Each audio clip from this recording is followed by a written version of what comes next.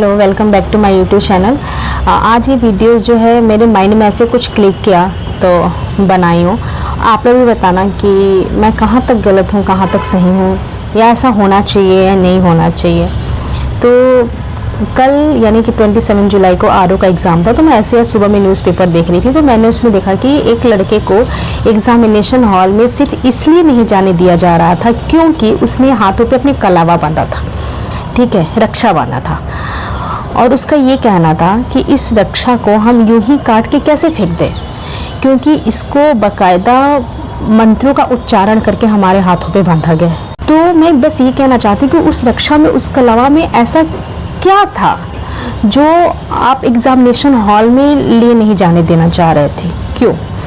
अब हम लड़कियां ही जाते हैं तो हमारे जो अनमैरिड है उनके लिए कोई बात नहीं, वो नाक कान गले ये सब ना पहने तो चलेगा, लेकिन जो मैरिड लोग हैं भाई, चूड़ी बिछिया पायल ये मंगलसूत्र, ठीक है, ये हमारे सुहाग की निशानी है।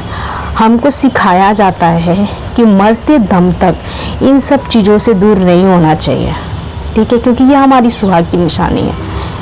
और जब हम किसी चीज़ का एग्ज़ाम देने जाते हैं तो हमको इन सब चीज़ों से ही दूर किया जाता है, इन सब चीज़ों को हमारे पास से निकाल दिया जाता है।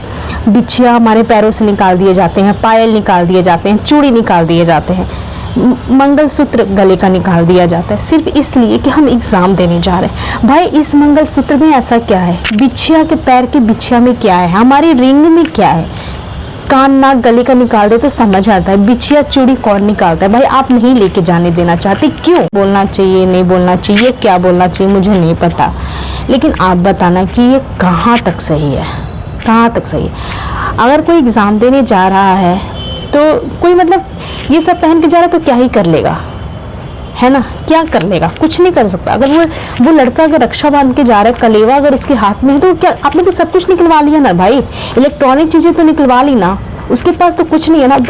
अब क्या कपड़े भी निकलवा दो भाई, नंगे भेज दो हमें एग्ज़ाम देने के लिए, हम कुछ भी हमारे बदन पे ना रहे, बाल टकले करवा दो, हमें कपड़े निकलवा दो, सब कुछ निकलवा दो, तब हम एग्जामिनेशन हॉल में बैठाओ।